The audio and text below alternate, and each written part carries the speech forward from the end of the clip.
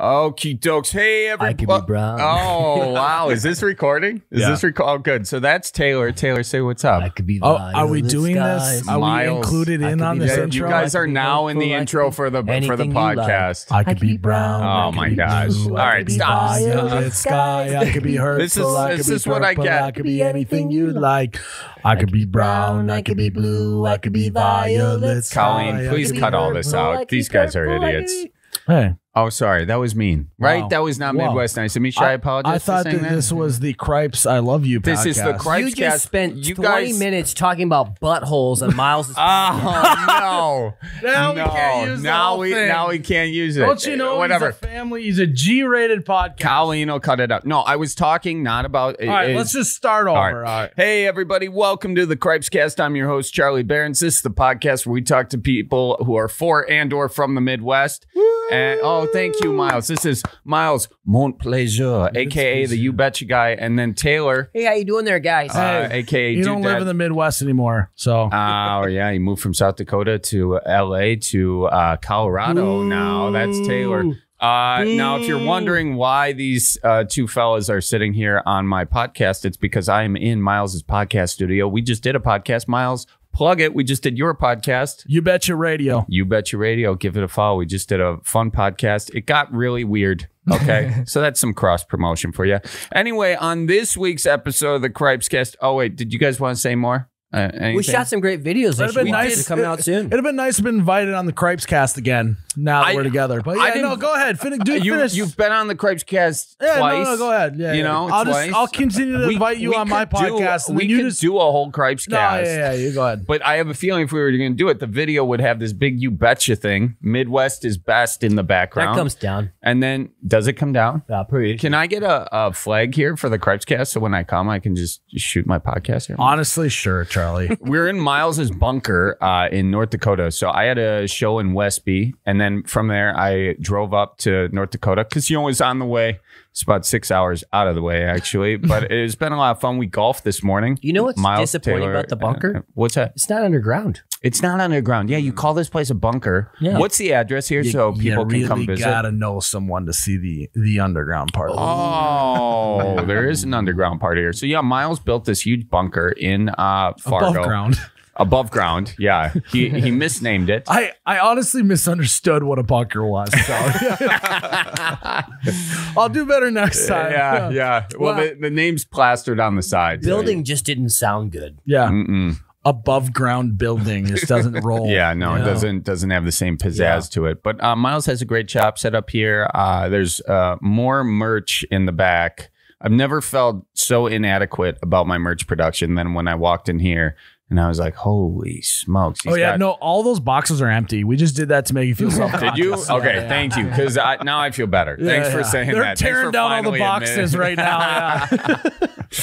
Oh, man. What are we even talking about? Okay, on this week's Cripescast, we have two medalists and Olympians from the great state of Wisconsin, ladies and gentlemen. We have Kenny Bednarik and we have Molly Seidel. And they are both giving us incredible tips on what it means to be one of the top tier athletes in the world today. Now, they're both runners. And typically when we have athletes on the Cripescast, guys, I don't know if you've listened to the Cripescast, probably not. But I usually like to flex a little bit, tell them about like when I played like baseball, I was a great catcher in first grade. When I was playing football, junior Spartans, third string quarterback, third string punter, second string split end. Wow. So I usually like to brag about that. I didn't brag to these guys at all because I'm not really a runner. I am a good walker, though, for a little bit, for about a mile.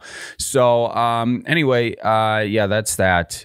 We've got them coming up in just a second. But before that, Colleen has given me so many amazing things to remind all of you about, including follow the Cripescast at I could have remembered that, right? Plug the Cripescast. Why does she have to remind you to say that? Because I forget these things, dude. Are you going to leave all of this in? Yeah, I'm not cutting out any of this. Scatterbarons over here. Oh, stop. You know what? It's if you think anyone's got a tough job, it's Colleen who has to cut this Cripescast every week. And sometimes I like start going with the intro, and then I just have an emotional breakdown in the middle of it. Yeah, I don't know why. Not like an emotional break, but like I can't like read. The microphone's just my therapy. Mm-hmm. Oh, jeez. How do you feel? I feel great because this weekend I'm in Des Moines and Omaha, and there are Des Moines is almost sold out. I think there might be 1 or 2 tickets left. Omaha, there are a couple 2-3 tickets left there. That's actually a huge theater. That's I don't know. It's how many seats? I think it's 1,300. 1,300. Could be 900 though. I don't really know. Not to brag. Anyway, there are some seats available. Also, it is October, or as we call it, Opetober. You guys get that? You put Ope in Tober, and there's definitely a lot of Ope stuff on manitowocman.com. Check that out. All the stuff is made in the USA, printed in Wisconsin. And if you can't spell Manitowoc, you can go to charliebarons.com or cripescast.com. Thanks, Taylor. Got a book coming out, and there's a pre-sale going on, and anyone who buys the book this week and sends me a screenshot, I'm going to pick one person who sends me a screenshot of buying the book to give them a meet and greet package to one of my upcoming shows. Okay, how's that sound? You wrote a book. Oh, wow, that sounds fun. You wrote a book, but you can't read? I wrote a book, but I can't. I have a hard time reading. And by the way, writing and reading are 2 different skill sets. Okay, it's much easier to write than read. Oh my gosh, what are we doing? My gosh! Oh, Chiefs Louise, ladies and gentlemen. Holy cripes, all Freddy. Gosh darn it, shoot. Now listen, I want to thank everybody for rating the podcast and leaving a comment. I want to read one right now. This is from Becky Livick McMahon. I can't read. I told you can't read. Anyway. Where's she from? I'm going to get to that. She's from Crivets, actually. She says, great podcast. I listened to you on my way home from work, and your jolly good ad inspired me to stop at the Pig and Crivlets. Oh, I almost said something weird. I was going to say, Piggly Wiggly. Shop the pig. But I said pig and Criv and ended up with shit, something weird. So anyway, she says, I was all set with my G's Louise when I saw it. A mountain of jolly good. First taste took me back to my childhood working in the tobacco field. Wow, we always had a cooler of jolly good for break time. We kids had to walk the fields after the adults finished harvesting and pick up all the good leaves that had dropped. That's a great story. Why are you laughing, Miles? This is an amazing story. Wouldn't want them to go to waste. No, that's good tobacco. That could have been your American Spirit cigarette. Not that we're promoting cigarettes on this page, but anyway, that's good money. Anyone else have to do that? She said, anyone else have to do that? Taylor, have you had to do that? I tell you what, pick right up now, the spare tobacco leaf? I am so thirsty thinking about that Jolly Good. Yeah, man, my mouth is watering. Yes, is yours mouth the pride of Random Lake, Wisconsin. Wow. Miles, you don't have a soda sponsor. You can plug a little Jolly Good. Okay? Yeah. Okay, Jolly Good is good. It's very good. It's very that's good. Oh my gosh, that's good. Now she continues. The question is it cold? It's very cold and very good. Hey, then I'm on board. Yeah, all Miles need is some cold. She continues. Becky continues. When we wind, only one paragraph left. When we wind, how much longer? Dad would say, pert near done. I love it. That's great. I got a kick out of Chris mentioning pert near. That's Chris Voss from the record company. And I'm determined to put it back into my vocab and spread it to the Northwoods. Love the podcast. Tell your folks I says hi. Tell your folks I says hi. That's your slogan. No, Becky, tell your folks I says hi. Shut up, Taylor. All right, that is it. That was Beverly? Everything. Becky, don't get the name wrong, Miles. No. Becky with an I or Becky with a Y? Y. Yeah. It says a lot. Talking about Becky with a Y? Says a lot. Oh, do not diss my comment. With the Honda? That was an amazing comment. Okay. All right. Enough of this. Let's get to the podcast. Here is my conversation with Kenny and Molly. Love you guys. Things have been crazy, you said? Yeah. I just got back from England. So it's like just kind of trying to get back in the swing of things here. I didn't really get much downtime after the Olympics. So I'm just exhausted, frankly. Yeah. What were you doing in England? So I was racing up in Newcastle kind of like the north part of the country. I did terribly. It was really bad. But it was fun going over at least. Oh yeah. It's just hard. Like trying to gear back up after a marathon, your body just hates you. So yeah, I knew it wasn't going to be great, but it was fun at the very least. Drank some good beer. That's good. So yeah, I mean, is that like these, obviously the Olympics, it's like, I'm totally on, I'm putting everything into this, but then you have these other races that you do. Are those are you as competitive in those? I mean, are they more for fun? Are they? No. So how it works, most pro running is kind of weird in that our lives are centered around the Olympics. You train for years for this and you do this long build up, but then at the very least for marathoning, you have the 5 major marathons in the world. So it's New York, Chicago, Boston, Berlin, London, or I guess 6, Tokyo. And so they do those every spring and fall. And so those are like mini Olympics kind of that we gear up for then. And then we also do races in the interim. So half marathons, 5Ks, 10Ks. It just kind of depends where you're at in your season.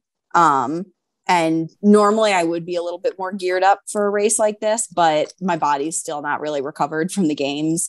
So frankly, it was kind of dumb for me to go out and do this, but why not? You're young. You only live once. Yeah. I mean, so was it your athletic spirit that pushed you to do it? Or did you just really want to see the UK and drink some of that English beer?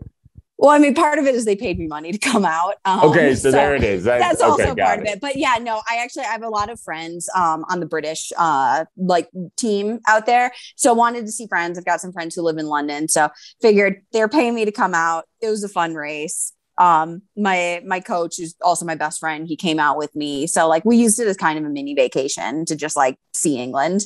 Okay. But there's not like if you go and do a race and like you don't do well, there's not like an ego hit, or is there like oh, you didn't feel like you did what you needed to do? Or is it kind of like, I'm getting reps in?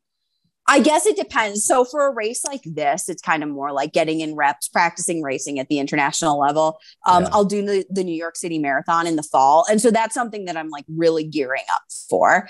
So it's like, for that kind of stuff, you really want to like go for it. But yeah, I try to keep it just like, obviously there's a lot of expectations now that I've got a medal, but like at the end of the day, I'm just going to kind of do what I'm going to do. Yeah. I mean, I like the sound of it. It sounds a lot more freeing than perhaps like if I were to go do a show and if I were to like bomb this show. I'm not saying you bombed this, obviously, but if I didn't do well, don't worry, I bombed this. Well, I would be like all like in my head about it for at least, I don't know, a week, you know, and pissed about it and everything. But that shouldn't be the case. You know, I mean, if this is your mentality generally, I like it, but I'd like it for myself. Let me say that to get to that point. Okay. No, don't worry. I've definitely had races where I like my self-confidence is just like completely decimated after it. But I guess at this point, it's like, it's hard because it's like, you have to try and just not tie your like self-worth to your performance, which is really hard when like everything about this sport is just based on performance. So yeah, it just takes a lot of work in that department to not like get too wrapped up in it.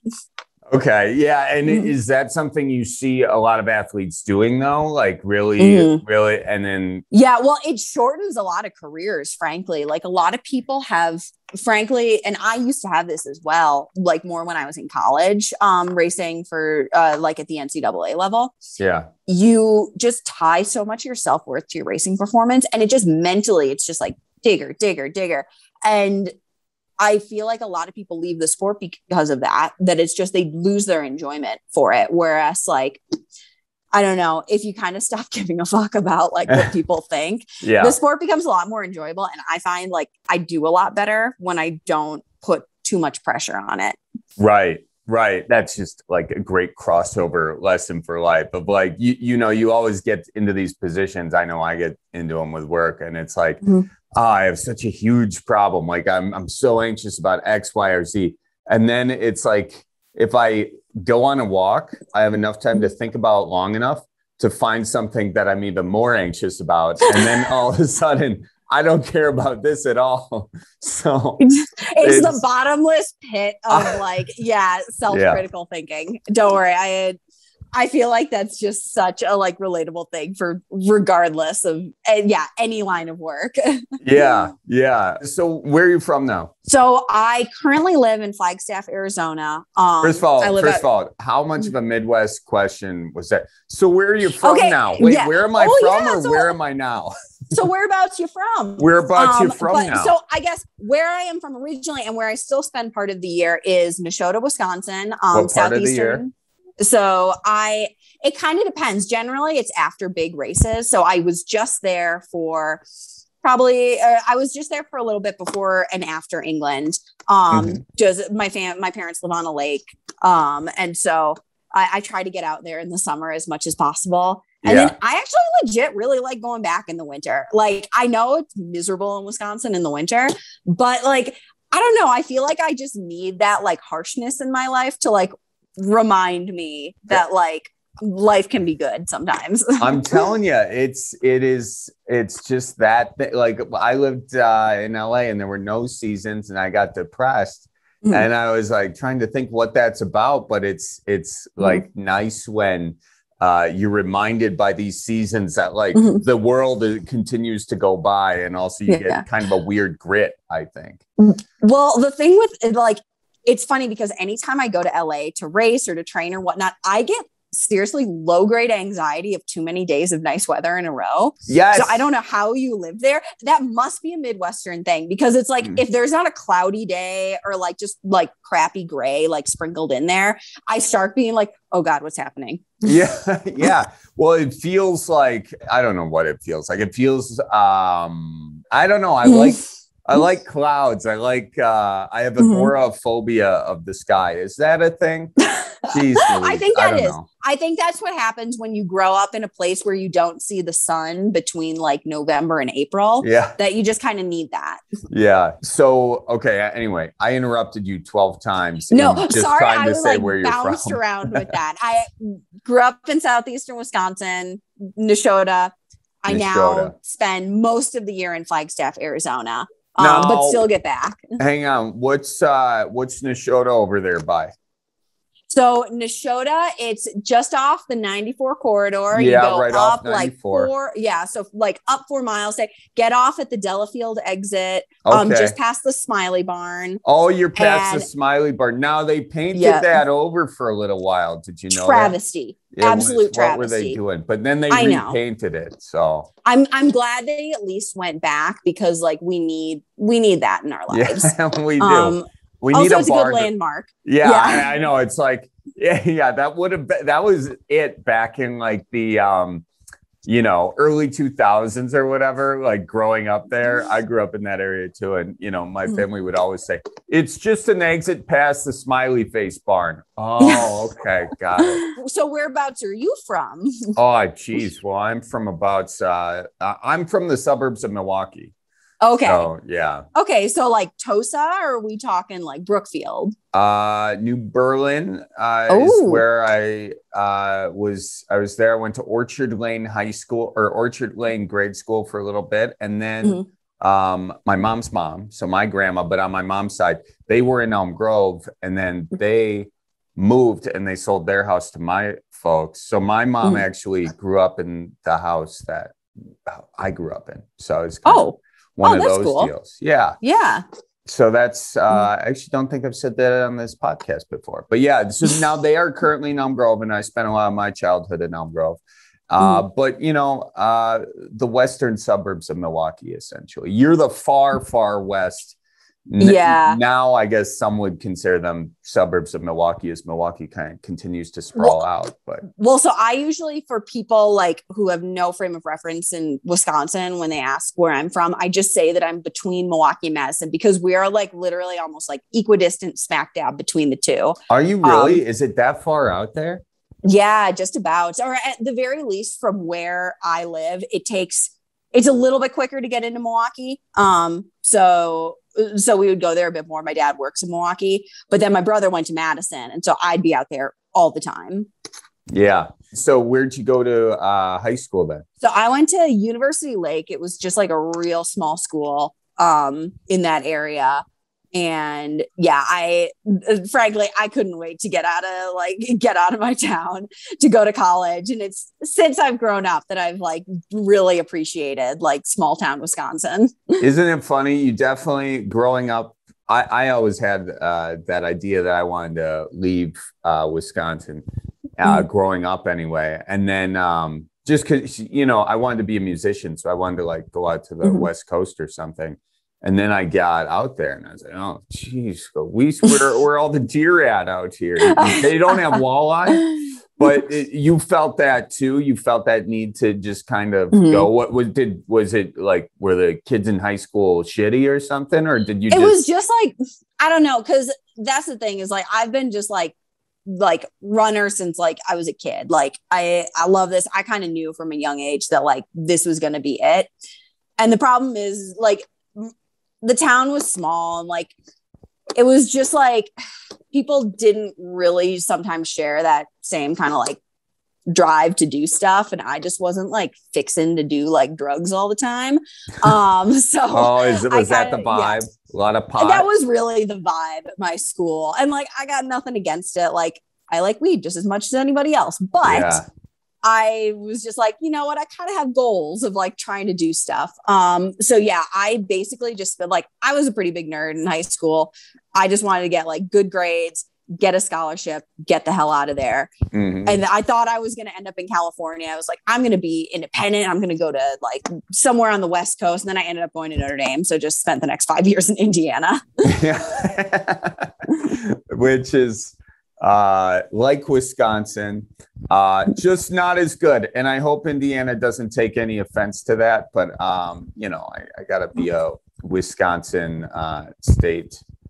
Yeah, I take Badgers over Hoosiers any day. Yeah. It is like Indiana, I can appreciate it, but man, it is like it's like a low rent Wisconsin. Oh wow. I can hate on it because I was there. Yeah, no, I can't hate on it because I've spent some time there, but I've never lived there. So you get your you have your inside info on that. Now now that you've been all over, though, do you still feel the same way about your hometown? Yeah, I think more so now than when I was in high school. Really? It got worse? 100%. No. The opposite, I mean. Oh, okay. Opposite, like more so that I like love going home now just because it's like, it's so quiet. It's so nice. I love just like, I can run from our house and just go straight out on country roads and run like 20 miles and just like straight through cornfields. And like, I appreciate that so much nowadays. And yeah, I don't know. It's fun. I never thought I would end up back in Wisconsin, but like I could see myself ending up back there, probably more towards Madison. Like our town's a little too quiet for me, but yeah, I very much appreciate just how nice it is. Yeah, it is. It definitely is. And you said you like the winter. Why do you like the winter more or not mind it as much?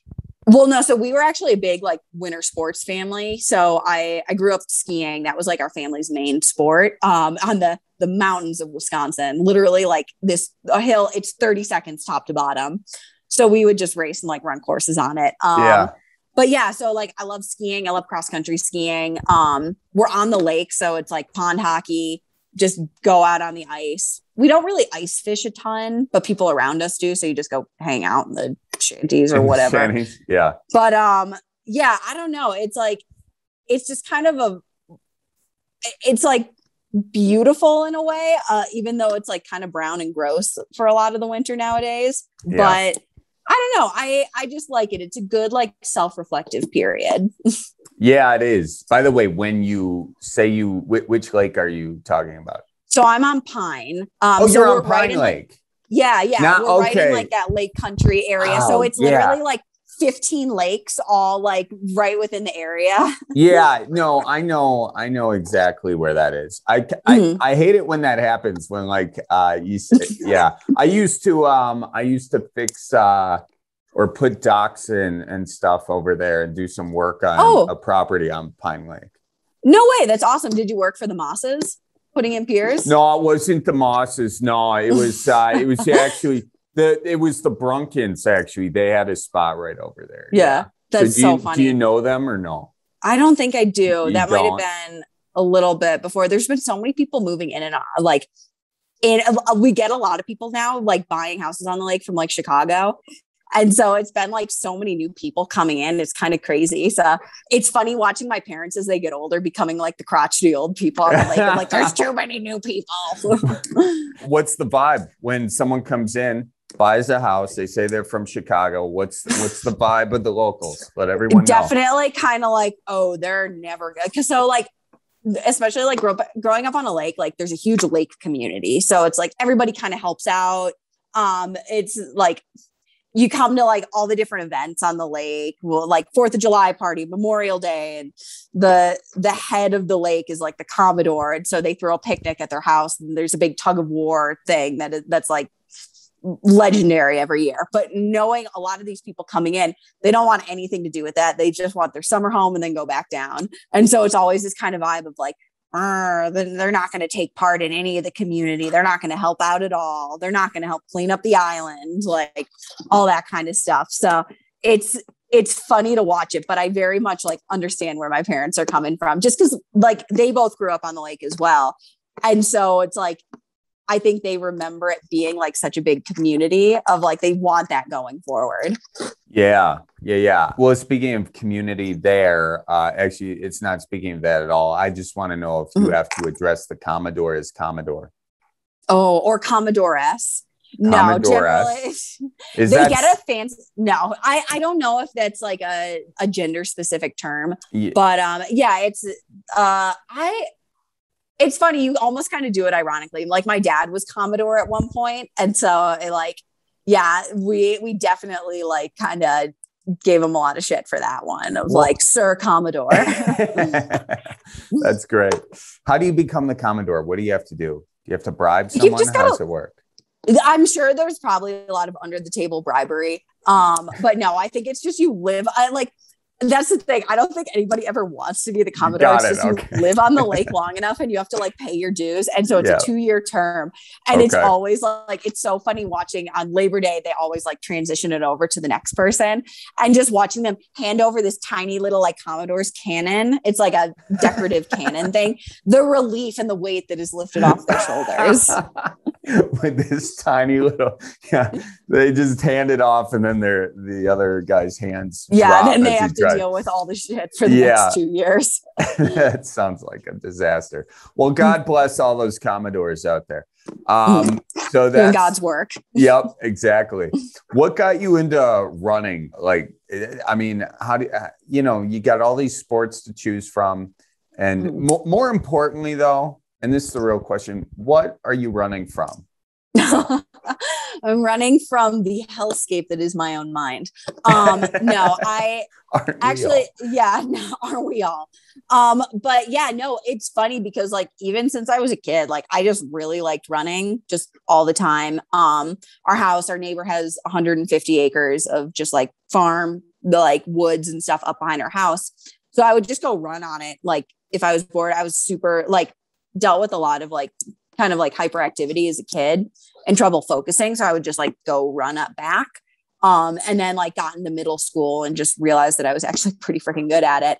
Yeah. So joined our church's track team because our school didn't have a track team. The illustrious Wisconsin Catholic grade school track league, where half the people are named Molly. So it's really confusing at the start line. But yeah, then like our school was so small, we didn't have a track team or cross country team in high school then. So I kind of started the team at our school and nobody could figure out why the hell I wanted to do this and not just play a normal sport. But yeah, I don't know. I just always have really liked running. I'm just a big freaking nerd. Now, it's one of the more, it can be, and you talked about this with the recovery, it's one of the more painful sports you can do.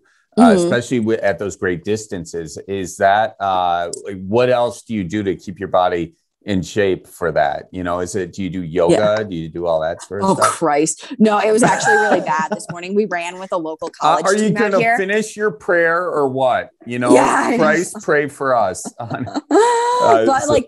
It's so funny. Like just trying to do like basic mobility and stretches is it's so ugly. I am the most inflexible person. Really? But yeah. I feel like you would have to be super flexible to put your body through that. No, it's actually the opposite. It's really funny because like you almost want your muscles to be a little bit like tighter and springier when you're running. So you want to, I guess, be like have basic mobility, but yeah, you don't want to be like ultra flexible by any means.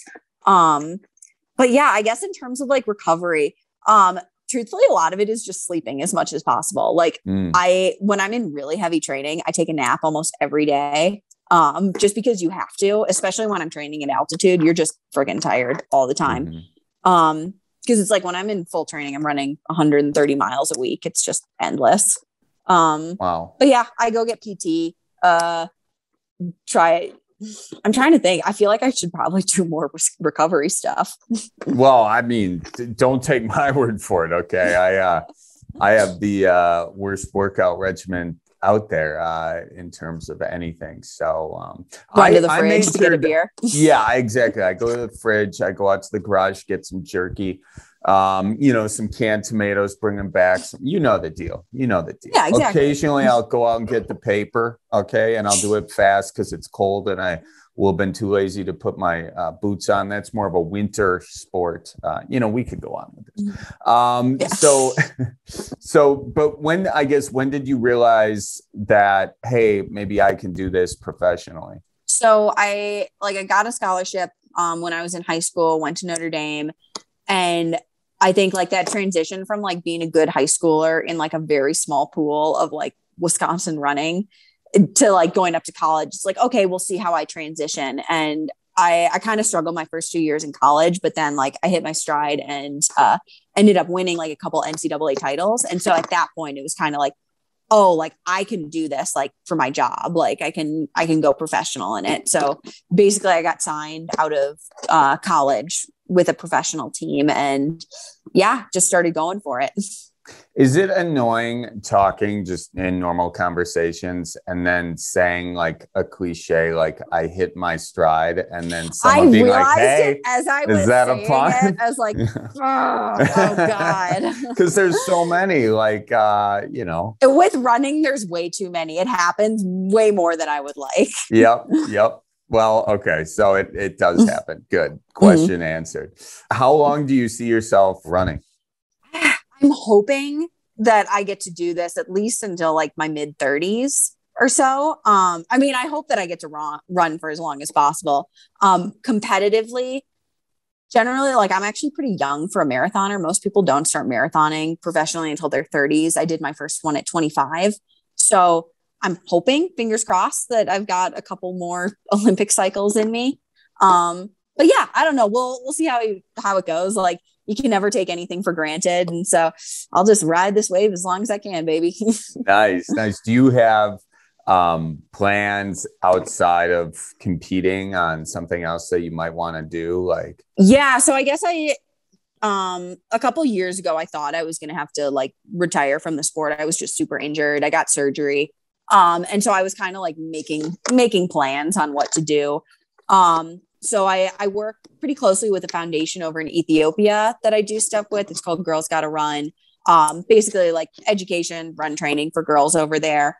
And then I'm also getting my MBA right now because I just don't want to have any free time, apparently. And yeah, so I guess we'll see what happens with that. But yeah, I don't know. It's kind of, I guess it's more of a cross that bridge when I come to it. And a lot of opportunities opened up, frankly, after the Olympics. People don't really take you seriously until you've made an Olympic team in this sport. So yeah, it definitely helps with my cred of like getting jobs after this. What kind of things open up with the Olympics? I guess just in the sense of like, before you become an Olympian as a runner, like that's the only question anybody ever asks is like, oh, are you going to the Olympics? And it's so annoying to have to say like, no, I'm working on it. And, because people kind of don't see you as like a real professional athlete unless you've done that, unfortunately. Yeah. But then because of that is like, now I can get funding from our sports governing body and just like, it's a lot better thing to have on a resume, I guess. So if I want to go into the running industry, like making shoes or something, or who knows, it's a little bit easy. You can facilitate that a little bit better when you've got like Olympian on your Instagram bio. Yeah, I got you. Now, are your shoes, by the way, do you have like, do you have like the orthopedic things or do you get them right out of the box like normal? No, clothes? I just wear them straight out of the box. Yeah. Straight out of the box. Nothing fancy, but yeah, they're nice. I run for Puma. So it's basically, they make like a carbon plated shoe. That's like the hot new thing in running is like, you got to be wearing carbon. So yeah, I freaking love the shoes. It's been great. And now at least I can show that they work. So yeah. Do they sponsor you outright? Are your other shoes? Oh, that's cool. So, yeah. So sponsor me outright. Were you able to get a bunch of other sponsors after the Olympics? Yeah. So I like watch sponsor, just like a couple like little things here and there. Some of it is just like one-offs and whatnot, but yeah, it's been fun. I'm working on getting that cheese sponsorship, Sargento. You up? But yeah. That'd be cool. Have you put word out there? So because I was out in Boston living out there for a while, and Cabot Cheese, which is like an East Coast cheese brand, sent me legitimately a 20-pound box full of cheese one time. So yeah, we'll have to see if any of the Wisconsin players come to bat. I mean, put that out there, you know, so pitch it. I mean, you should talk to, you know, Sargento right now and tell them why they should come to the plate. You know, I know, or anybody, Golden Guernsey. Okay. I'll take a milk sponsorship. Even. Do you credit your dairy intake as a child in America's Dairyland as part of your fuel as a runner? I would like to say that these bones are built on corn and milk. So yes, I would say that I owe a lot to just my diet growing up in Wisconsin. A lot of cheese curds. And cheese curds, good question. Are you a squeaky or deep fried cheese curds kind of gal? I much prefer squeaky. My brother is all the way deep fried. He like in high school, he would drive to Culver's and get the family size fried cheese curds for lunch and come back. But yeah, no, I prefer them squeaky. That's my favorite thing. I literally fly back into the Milwaukee airport and I will buy them like in the airport. But I don't know. I feel like gas station, like cheese curds, best ones. Those are the squeakiest. They're the freshest usually. Sometimes you got to find that one place that's just selling them if they're selling them off the street in a cooler off the street, then you know for sure those things are squeaky. Well, so I've got the hookup. My 4th grade teacher was a dairy farmer. So we would get Kepke Farms. We would get the absolute freshest ones. And then we took like a school trip to like the actual dairy farm. It was great. So I feel like that's like the most Wisconsin thing in me is like, yeah, like my actual 4th grade teacher was a dairy farmer. That's awesome. Do you have any plans? Now, it's your folks' place currently over there. Do you have plans on getting a place yourself in Wisconsin when all's said and done? I've thought about it. I think I need to be a little bit more established there. And frankly, it's such a nice setup right now, just being able to go to my parents' place, and my mom just wants us all to live at home until we're 80 years old. So, what is that about moms? I don't know. It's just like, yeah, it's that Irish Catholic mom. She never wants us to leave the nest. So, yeah, she's still got my room all exactly how it was when I was like in high school. So, yeah, it's at least for now, I'm just going to keep riding that out at Seidel House. And it's a pretty sweet setup, like on the lake. It doesn't get much better than that. Yeah. How many kids are in your family? We've got 3. So it's total. me. I'm the oldest. And then my brother and sister are 2 years younger than me, and they're twins. Are they athletes too? My sister runs. So she's kind of like an amateur elite runner. And then my brother is really into weightlifting and race car driving. So he's way cooler than either of us. The whole family is racing or trying to drive or run somewhere is what it sounds exactly. Like. Yeah. Just all trying to be faster than the others. Yeah, right. And your brother, the deep fried cheese curd lover, is like, running probably not my thing here. Well, it's funny though, because he will go for runs, but it's like the complete opposite of me. Like I do like long 20-mile runs and whatnot, and you pace yourself throughout. Fritz will go and he'll go straight out the gate from his apartment in Milwaukee. His route is like down to the Summerfest grounds and around like the art museum, but he'll start out at like 5:30 mile, just like hot out of the gate. And 2nd mile, 6 minute. 3rd mile, 8-minute pace, done. Like no pacing, just balls to the walls until he dies. Anytime somebody puts a number in front of their mile, I know that they're at a different level of fitness than I'm ever going to be. So how dare I talk about your brother's ability to run? But based on those cheese curds, I do think he's got a lot more driving in his future anyway. But yeah. By the way, now you have a pretty big social media following. Are they both on social media as well? Yeah. So my my sister is trying to be an influencer. Basically, she just hit 10,000 followers. She was very proud of it. She will tell anybody that. My brother has a much more normal approach to social media, that he mostly just is on there for the memes, which is the way that I would prefer to do social media. Unfortunately, now I'm kind of forced into doing it. Well, because you're basically, I mean, what kind of an influencer does your sister want to be? Like I guess a sports, like, cause she has a real job. Don't worry. But because she is a runner, she lives in New York now. She's a pretty good runner. And so like she wants to be able to cultivate that following. And so she's been using my social media to play herself up to get more followers. Yeah. Cause what's the point of having, I don't even know what I've got at this point. What's the point of having all those followers if you can't use it to make everybody else around you have as many followers as possible too? Well, that's very generous. That's a very Midwest mindset of it. Share the wealth. Yeah, right. But do you find yourself seeing like that you have to really nurture that social media following? Is that a big stressor in your life? Like what pictures to post? Do brand deals depend on it? I mean, so it's a lot of brand deals too. So a lot of our contracts are written up that we have to do a certain amount of posts. And that's the hardest part, is just like, I'm not naturally someone that comes like easily to. I'm not very good with like the pose. So I take a little bit more of like a self-effacing, like comedic approach. Yeah. And I also have the opinion that I cannot be embarrassed online if I myself post all the most embarrassing photos myself. So kind of just going off that. I try to have fun with it though. And I feel like it is a really good way to like connect with people. But yeah, I feel like it's kind of this double-edged sword, because if I let it become like too much of a thing, I can feel my anxiety like raise the longer I'm on it. So I set my screen controls on there, try to limit the amount, get in my required posts, and have some fun with it along the way. Instagram sends a pop-up that says you've spent 15 minutes.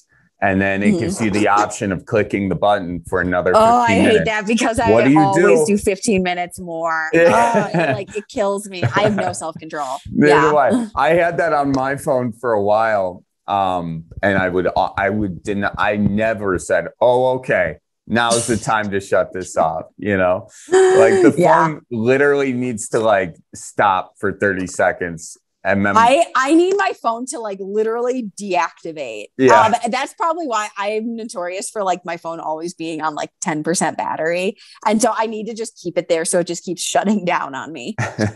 What's your biggest vice? Oh, probably beer. Like that's the thing. Like I feel like that doesn't count. Beer is not a vice. That doesn't go. Okay. Beer is a gift from God. Okay, amongst runners, that's the thing though. Everybody looks at me like I'm crazy in the fact that like I drank like my entire Olympic marathon build, and people looked at me like I was from like outer space. So I'm glad talking to another Wisconsinite that gets it. This is our culture. Yeah. This is our culture. That's what we gotta do. No, but like, you know, in high school when you go to those carbo crams, right? And it's pastas, right? And all that sort of stuff, you know, that's beer. I'd rather have, just like a good, like Capital Brewery amber. Like, there you go. So much better. Another potential sponsor, ladies and gentlemen. Exactly. Ayo. But I'm trying to think of like other vices that I do. I'm trying to think. I feel like I don't like, mostly just like, I feel like I don't have that many hobbies. God, that sounds horrible for me to say. Whoa. Are you equating vices with hobbies? I don't know. Because I guess, what would you classify a vice as? A vice? I don't know. Smoking, social media, you know, Barney reruns. I don't know. Actually, that's probably more of a virtue, you know. I think Netflix probably. I do enjoy a good like Netflix binge every once in a while. I'm trying to think of just like fun shit to do.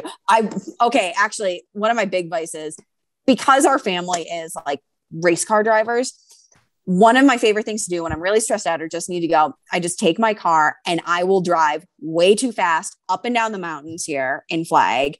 And I've gotten so many speeding tickets. It's a real problem. Wow. But it's so much fun. Like all I want to do is just like go out and drive way too fast and hit all the corners way too fast. Wow. Yeah, no, that I would say that's advice. I think we found it. I'm a real lead foot. It's a big problem. I have to drive to Phoenix tomorrow and I'm just like, put that police scanner on. That's a straightaway too for a large part. I mean, you get down the mountain over there, right? It's kind of just one big street to get there. Oh yeah. Yeah. But so it was fun over, like just after Christmas, my brother and I drove from Wisconsin out to here in Flag, and just like coming across, especially like across Utah, he was hauling. Like we were going like 120 miles an hour. So It's like, yeah, in my defense, it's a family vice. It's a fault for all of us. Right. No, I mean, you can't help the what was in the water, you know? Yeah, exactly. It's my genetics. Yeah. What is your advice to runners who are trying to make this their thing? It's going to suck for a long time. And eventually one day it'll get a little bit easier and a little bit more enjoyable, but you just got to stick with it. And I know that doesn't sound like the most positive thing, but it's like, I think a lot of people just assume that it gets so much easier when you're better and you just get faster. It's always hard. And so just kind of, you almost have to embrace the fact that running just sucks. Yeah. Do you just enjoy it anyway? Like in general or from running? I mean, yes and yes. I just wanted to see where you take that. No, I never quite understood that, like the runner's high, because it's like, yeah, I have runs that are like super enjoyable, but I wouldn't equate that to like being high necessarily. Okay. Yeah, I would say like there are times where like I really enjoy running and you feel really good, but I've never felt like it's not like that kind of thing. I think if people go into running being like, oh yeah, I'm going to hit that runner's high, man, it's going to be trill. Like, no, you're in the wrong sport. Like we all do this because we hate ourselves. They're just out there chasing the buzz. Though, yeah, exactly. You know? See, there's a whole joke in here somewhere. Well, the one thing, running while high is the worst thing in the world. So yeah, that I could imagine. Don't do that. That I could imagine. No, but I was reading this book, Breathe, and it's all about these breathing techniques that a lot of long distance runners have used, but it's basically increasing the carbon dioxide in your brain. And so increasing that, decreasing the oxygen, and you get this sort of high, like I think I've talked about it on here before, but there's this Wim Hof breathing technique where it's about like inhaling, exhaling. Then you do that for like 45 seconds. Then you exhale everything and then hold your breath for like a minute and a half. This is while you're running? No. Okay. I was like, wow, this sounds complicated. Yeah, I know. No, this is just a breathing technique. And the intent part of it is to like increase your lung capacity and all that sort of stuff. So I just didn't know if like as a runner, you focused on your breath as much or if you have breathing techniques. You kind of do, I guess, in terms of like relaxing yourself so you can get more oxygen in. But I guess I haven't really like specifically like manipulated my breathing, especially like for hard stuff. You're kind of just trying to focus on just like getting in air rather than like how many breaths should I take per step.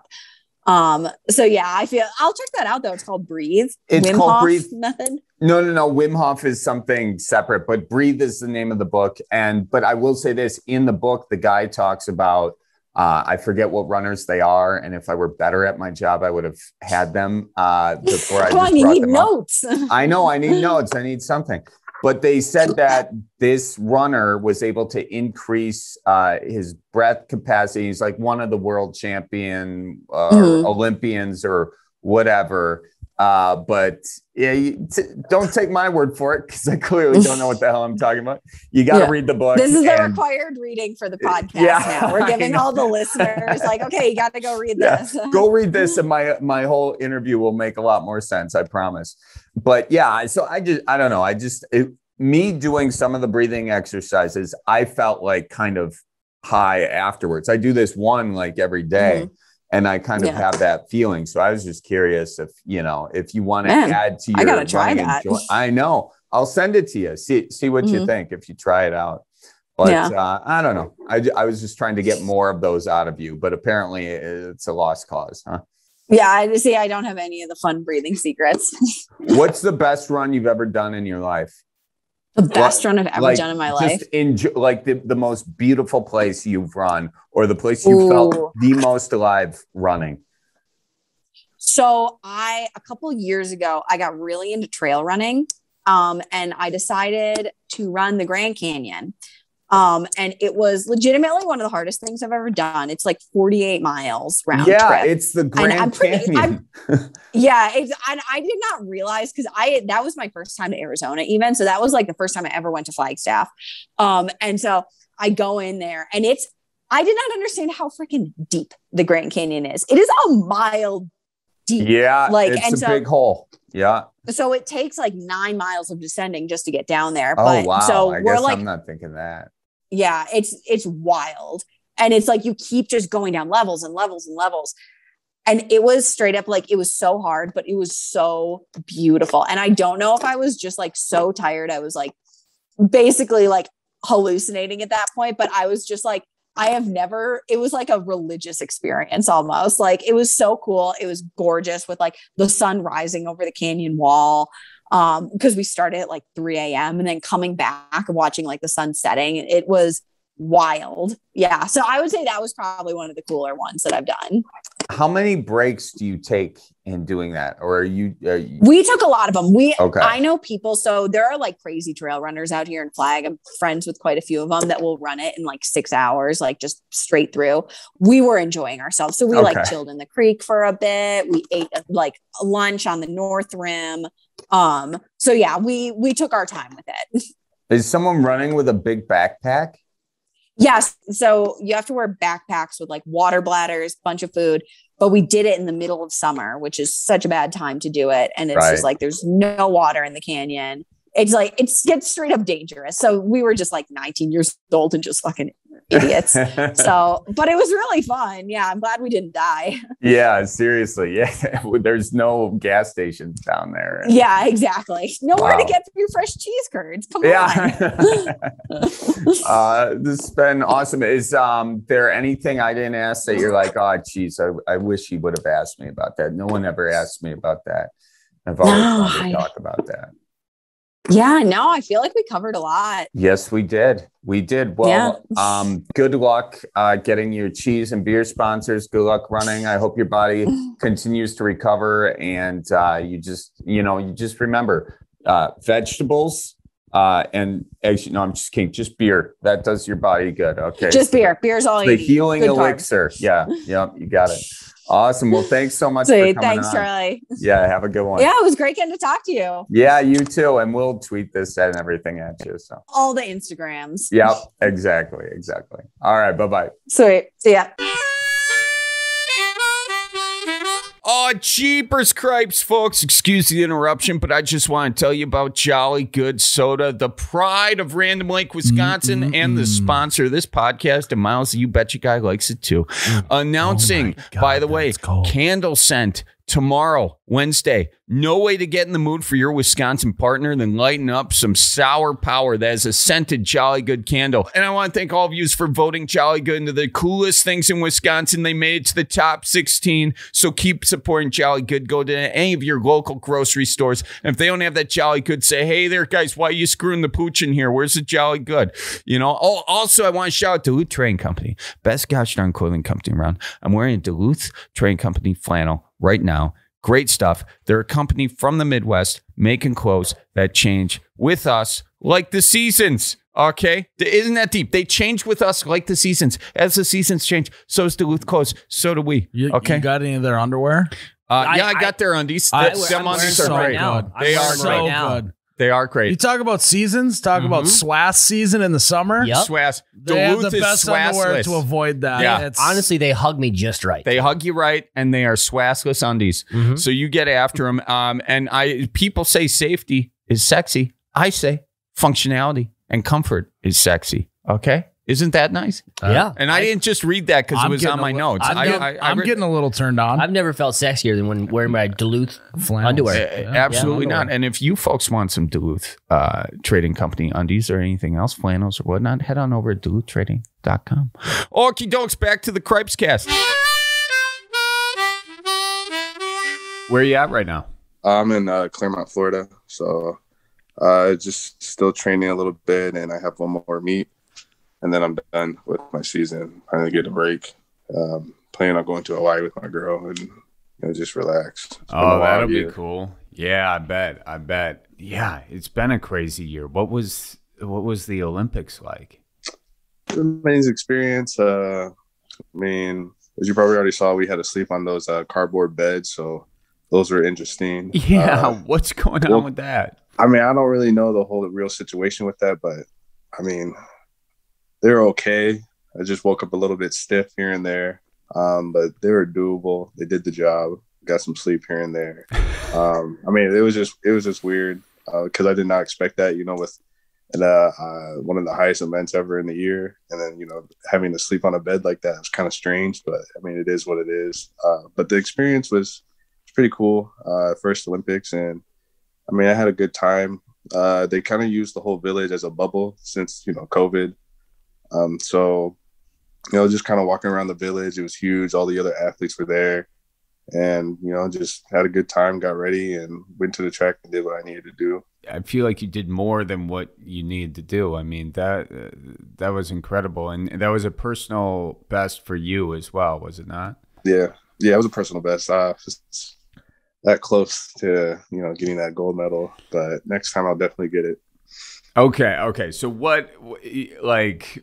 I feel like this is a thing that a lot of people can relate to, though. I mean, you get the silver and everybody's impressed by that. But for you, it's, I mean, obviously, what's the difference between silver and gold for an Olympian? I mean, gold is life-changing. I mean, silver is obviously something to be proud of. But, getting the gold medal, I mean, that, getting gold out of all those athletes that, went there for the same goal and being on top of everybody, it's life-changing, opens doors to many, many things for the future. And you can kind of build off that. I mean, I can build off a silver medal and do a lot with that. But, like I said before, gold is life-changing, more endorsements, just more everything. Just a lot of doors open after getting that gold medal. And I was close, but, I got Paris to look forward to, and I'll definitely get the job done. But I mean, me as a competitor, I mean, I hate losing. So, getting silver, like I was happy about it, but I was also kind of like, dang, like I was that close. But, I can't really be upset with that because I had a PR and I mean, ran the fastest I ever did in my life. And, like I said before, getting silver, it's, something to be proud about. Was it the cardboard bed? Was it the cardboard bed? Yeah. Nah.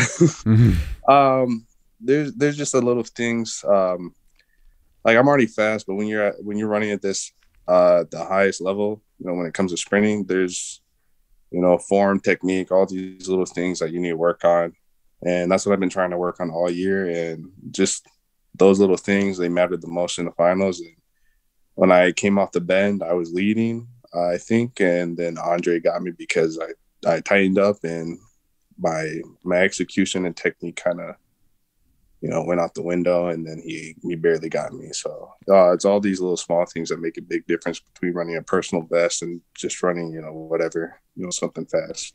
Yeah. So is it something where you go back and you watch the tape over and over, or is it like, no, what you did, it's already behind you and you're already correcting?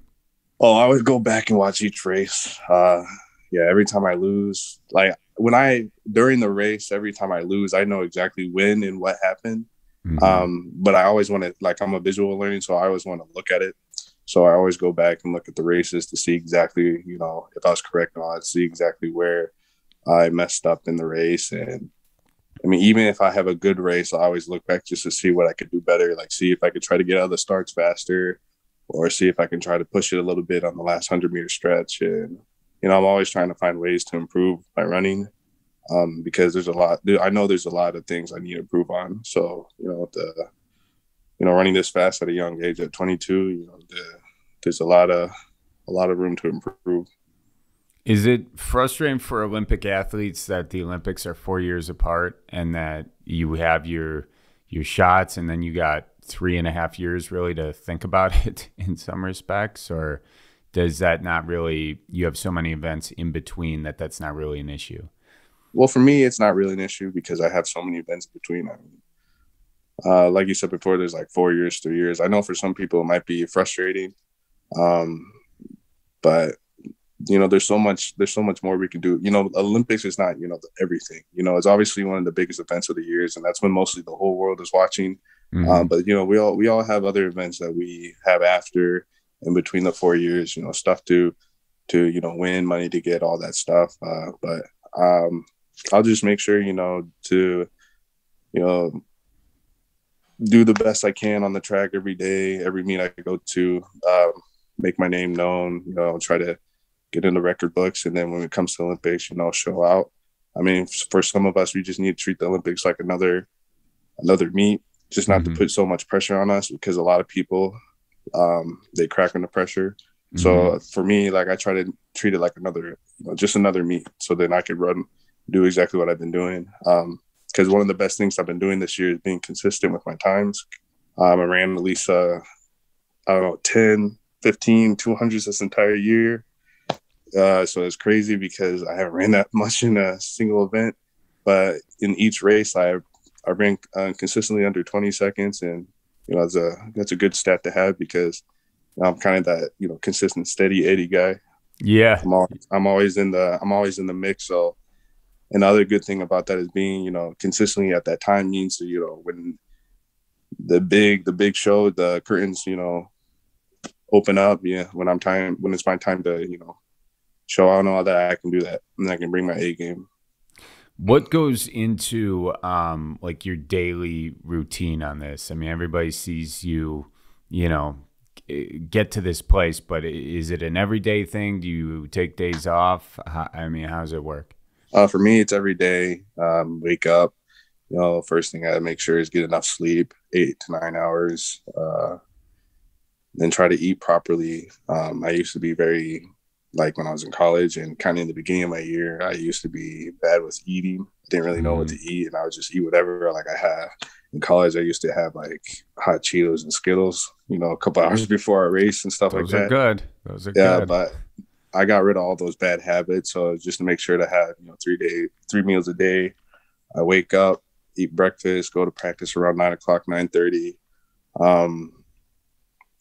Before we get closer to Olympics and championship times, practice usually is like 9 o'clock to 1:30, 2 o'clock sometimes. And that's, Monday through Friday. And then when we get closer to competing and championships, we have no days off. So I go to practice, through the whole week and weekend. It'd be around 9 o'clock to 12, 11:30. And that's every day. So, just lifting, running. And I mean, that's basically consistent. And then even without that, I have to go get massages, probably around like 2 o'clock, 3 o'clock. And just always, continue to work on my body, stay healthy, and just make sure that, I'm going to be ready for the next day to, sprint. Yeah. When you're about to start a race or leading up to it, actually, how do you get in that mental zone? I mean, it's so quick and you just have to be on. How do you get your mind right? Before the race, I just follow a routine. Before I even step on the track, I just do a little bit of meditation and stretching, just to get my mind right. And then when I get on the track, if I just get a little bit nervous, I take deep breaths and clench my fist just to make sure I stay in the zone. Yeah. And yeah, that's basically it. What does your meditation look like? I just use the app Headspace. Oh yeah, I've used that. What's your go-to on that one? Which one? I was using the competition XMBA because there's no one for like a specific sport, so I just use that, and just like visual what you want to do for your time, like your time, but your goal and all that stuff. Take deep breaths in and out. I do about 10 to 15 minutes, 2 hours before I head to the track. And that's been very helpful. But right before, you're not in the meditation zone, you're just in like that fist clenching zone. Just like, is it psyching yourself up or still visualizing at that point? Visualizing and just making sure to not get too anxious, and because don't want to jump the start and get DQ'd. Yeah. But yeah, just clench and try to get myself in the right mindset. Yeah. And so you weren't born in Wisconsin, but you kind of were raised in Wisconsin. Is that right? Yeah. Originally from Tulsa, Oklahoma, was there until like 2010. And then we moved up to Rice Lake, Wisconsin. I usually just tell people I'm from Wisconsin because I feel like that's where I spent the most important parts of my life, middle school, high school. So yeah, I usually just say from Wisconsin. Yeah. Rice Lake, correct? Yeah. In the country. Yeah. Yeah. How'd you like living up there?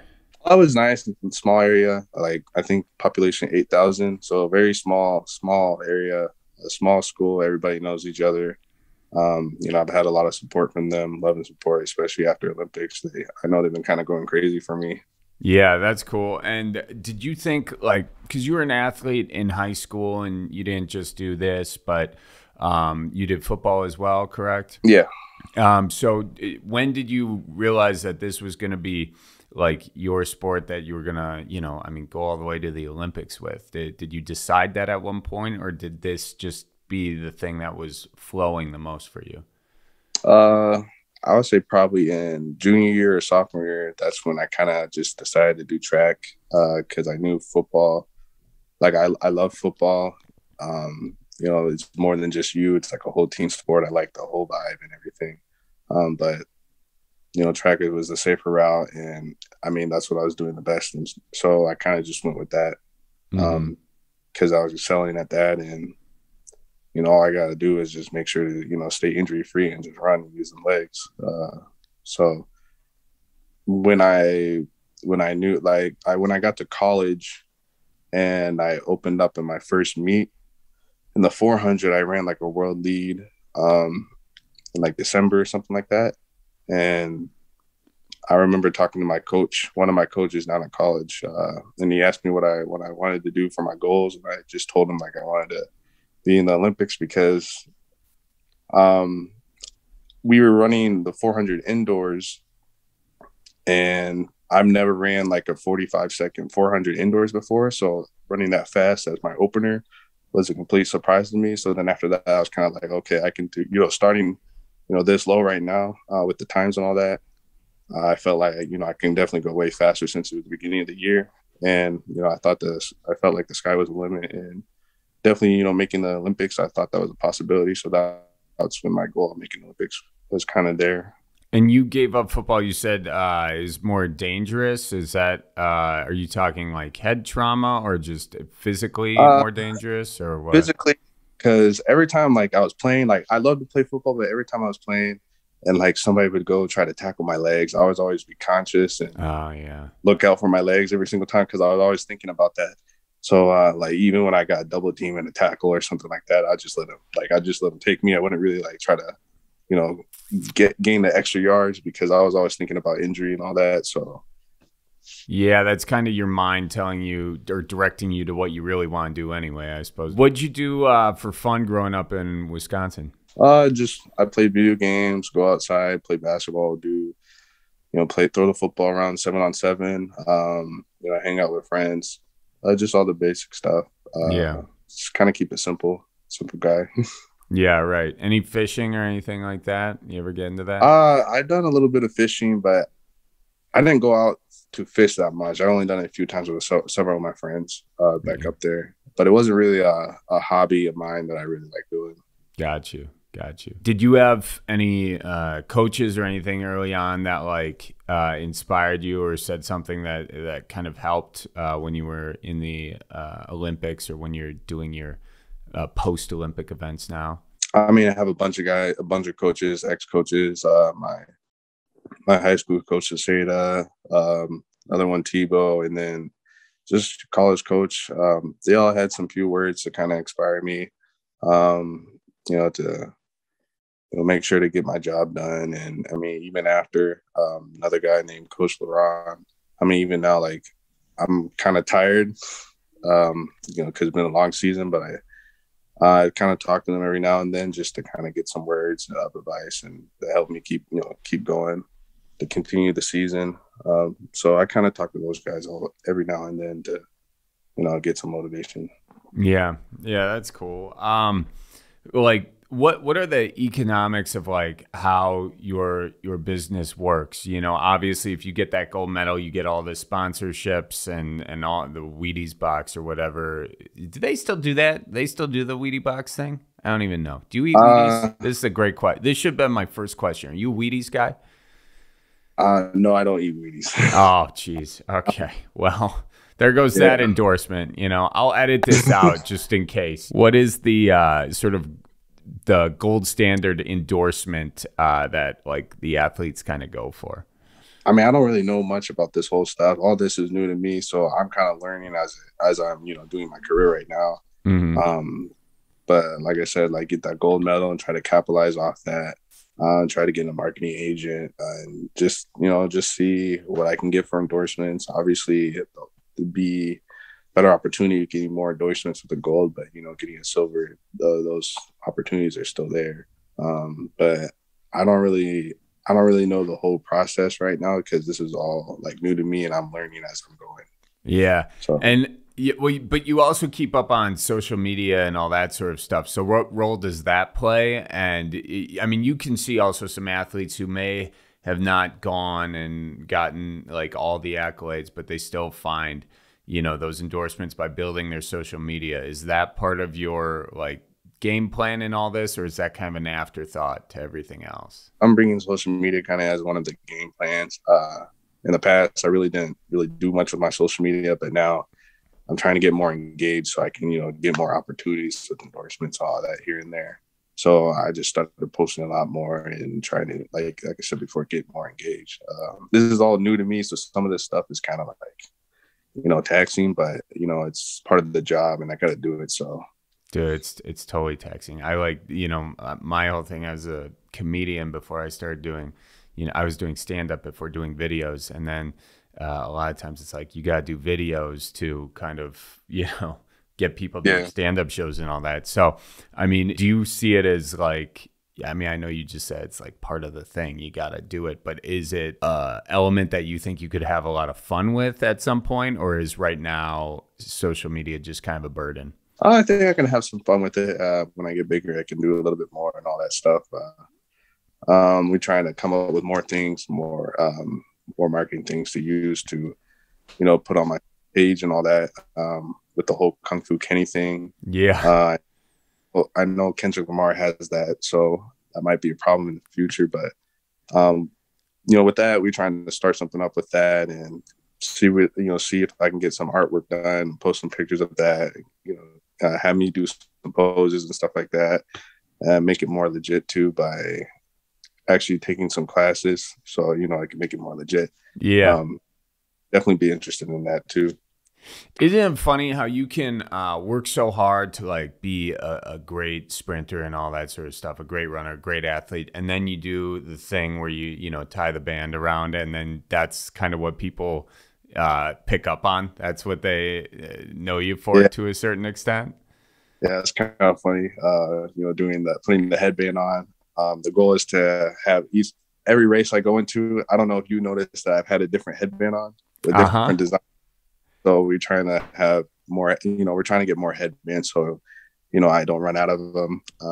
But yeah, you know, put the headband on and then give the little bow, and, you know, you've seen the people loving all that. It's kind of funny. That's the merch game right there. So you sell those things? No, but we're trying to figure out what we can do with that whole, you know, part. Yeah. What's your favorite part about what you do? Well, the whole track. Yeah. Traveling. Because if I wasn't doing this, I probably would be, you know, stuck in the U.S., not seeing what the world is actually like out there.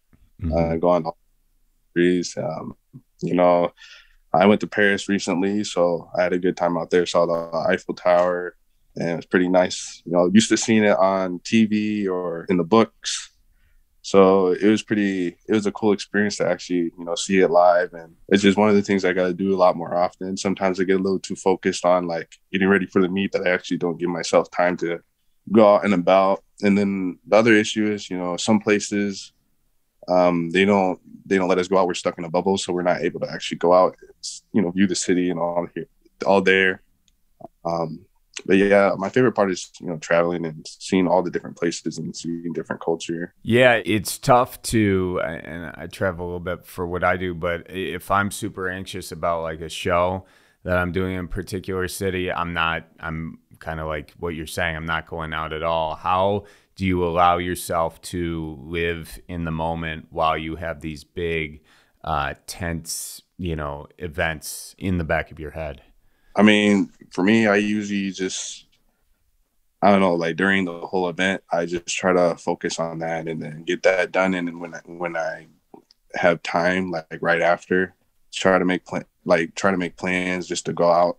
So, I don't miss certain things that, I wanted to catch here and there before I actually have to go to the next meet. But yeah, like for me, I'm just solely focused on, the event. Make sure I do everything I need to do, because I feel like I don't also have time because I have practice, and then sometimes I don't like have a car with me. It's all buses here and there, so it's not like I can just okay, go to practice and then go over here right after. Like I have to go straight to the hotel, take a shower, take a bath, massage, like get all that stuff done, and then by the time I gotta go eat, and then I don't know, it's just like you're tired by then. So then it's not like I really don't want to tire myself before the meet. So then I try to stay and just try to recover for the next day and get ready. But then, like I said before, after I'm done with all that, I try to make plans to go out and see different things and all that. You said you're coming up on sort of the end of your season. Are you going to be able to kind of relax at that point, or do you feel like there's going to be continued pressure for next year and keeping your body right, even when you're, on vacation in Hawaii? Do you think you're still going to have a lot of this in the back of your head? Oh no, when I'm done, I'm not going to be thinking about track at all. Okay. I'm going to go out to Hawaii, eat whatever I want to eat, sleep however I want to sleep, just, not think about next year at all. I know my coach is already kind of talking about next year, and it's kind of annoying to hear that because it's like I'm not even done yet. But yeah, once I'm done, I'm just gonna check out the whole track and field, and then once it's time to come back, then I'll insert myself right back in. And how important is that off season, that ability to give your mind and body a rest from what you're putting it through? It's very important because, I mean, even right now, like I have one more event, but like for me, like this is the most I've ever ran in a single season, and like this is the biggest event. This is the biggest year I've ever had. So having the Olympics, like I had a couple races right after that, but I was kind of like tired, because it's like going out there, all the energy, all the stuff that we're giving out there, giving our all and all that. It's just taxing. So I really didn't want to run after, but, it's part of the job, and I got some money to make, and I have some goals that I still want to set. So, we got to do that. And, there's always those thoughts where you're kind of like, dang, I want to be done, but you got to still keep going. So, when you're done with all this, like a break is very, very important, because for me, like, it's not even just physically, it's more mentally, because if I didn't have a break, I don't know, like, doing all this hard work all the time, eventually you kind of crack if you don't really have that much time to actually give yourself to breathe. Right. Yeah. You get that burnout thing, and then nothing's working in your favor anyway. So this vacation, I think I have about 2 months off. I'm going to use every bit of it and, get ready for next year. Nice. Well, good luck with that. And financially speaking, you have the Olympics. That's where you can make some money. How do the races work from a financial perspective? Is it like if you win, you get a certain amount? Do you get money just for competing? How does that work? You talking about the races after Olympics? Yeah. So basically, for me, like I got a medal, and then you get, several people that are hosting track meets. They're going to want you to come. So they give you like an appearance fee to show up. And then after that, you just get the winnings for, whatever place you get. First place you get this much, second get that much, third, fourth, etc. So yeah, it's just, however you place, and like if they really want you, they'll give you a high appearance fee. Mm-hmm. Got you. What advice would you have for someone who, is thinking of going into, who basically wants to do what you do, wants to be at the top level of that? And do you have advice for them when to start? When is it too late to start too? I mean, first of all, you just got to make sure to, have the right mindset. If you're willing to do the work, you got to put everything in, put all your eggs in. And the big part of it is nutrition. If you want to stay healthy and not have your hamstring pulls, you got to be on your A game with the nutrition part and getting massages and stretching every day, taking Epsom salt baths, maybe ice baths here and there. I hate those, but I take them every now and then. You just gotta put 100% dedication and just all that, and it's going to be hard, but if you really want to be able to get to the position, that you want to get at, you just gotta do it. I mean, you're not going to really have that much freedom. For me, I used to play video games all the time, but I can't do that now because this is what I got to do. If I want to just sleep and all that, but then I have to go get a massage, I can't just do that. So you just have to be 100% in. And if you're not going to be successful. Like sleeping and all that, it's important as well because, recovery, making sure to get 8 to 9 hours. Because again, like every day is crazy at work, running fast every day. I don't know, it's hot too. It's just, running your body at the maximum every single day it's just very dangerous, especially if you don't, take care of your body. You got to think of your body as a machine too, like a car. Mm-hmm. Whatever fuel you're putting in it is what's going to come out. When all this is over, what do you see yourself doing? You obviously can't do this forever. What would you do when all this ends? I don't know yet. I'm trying to figure that out now. I mean, that's the good thing with being young. I'm just trying to, come out being the best to ever do it, being better than both. And then, a lot of doors will open up and, we'll see what happens then. Probably have something set up before retirement. But yeah, I have a long ways to actually decide on what I want to do after that. What is your go-to video game? I like playing Madden. Nice. That's the game I've been playing a lot. Madden, 2K. I watch a little anime, so I play some Dragon Ball Z every now and then. Yeah, I would say Madden 2K. Okay. Could you see yourself when all this is over being a professional gamer? Yes or no? No. Haven't you seen those dudes though? They get paid like $1 million a year to play video games professionally. Wouldn't that be somewhat appealing? I mean, it's nice to see that they're making the money, but it's also crazy. I can't spend that many hours, playing a game. It's crazy. Yeah. Okay. Well, I mean, I just ask because you have the dedication to spend that much actually physically running, and training and doing all that. So I don't know. Maybe you got it in you, but you seem pretty dead set against not being the path. No. Any final advice for anybody who wants to make it to your level? Just with hard work, anything is possible. You just got to make sure that you're dedicated and 100% in, and then you'll be able to reach your dream and your goals. Hard work outtrumps talent. So cool. Well, thank you very much. Thanks for coming on. It was great talking to you. Yeah, thank you for having me. Yeah, I hope you have fun in Hawaii and can play some Madden over there as well. All right, thank you. Have a good day. Yeah, you too. Take care. And that is it for this week's episode of the Cripescast. Make sure you follow Kenny at Kung Fu Kenny and Molly at bygolly.molly on Instagram. And also make sure you follow the Cripescast at Cripescast. And if you want to leave a comment or, rate the podcast, that'd be fun too. Thank you to everybody. And thanks to Miles, the You Betcha guy, and Taylor, the Dude Dad guy, for joining me on this podcast and being very polite during the whole time. Yeah, and not interrupting me at all. And also, if you want merchandise, go to OUBetcha.com. Oh, we're not going to cut that out, Colleen, because I said that about 5 times on his podcast. I hope he's not cutting all of them out. OUBetcha.com. We'll see. Okay. Mandawalkman.com and Dudek.com. They're great guys. You're doing the subliminal thing, aren't you? Swipe up and go to OUBetcha.com. Oh, just keep it in the back. All right. Mandawalkman.com, Cripescast. cripescast.com, charliebarons.com, tour tickets. See y'all on tour. Okay, real good. Bye-bye. If anyone needs rhubarb, come to my garage. Okay, bye-bye. And tell your folks I says hi. Oh, he got it. He got it. I love it. So roll out the barrel and get the band rolling. That's got you down. Just keep her moving. It's on Wisconsin, the Bears. It's the old Wisconsin Jubilee. You know, sometimes when you're ice fishing, you put your foot into walleye hole and go ass over tea kettle and you think you're done. No, you got to keep her moving.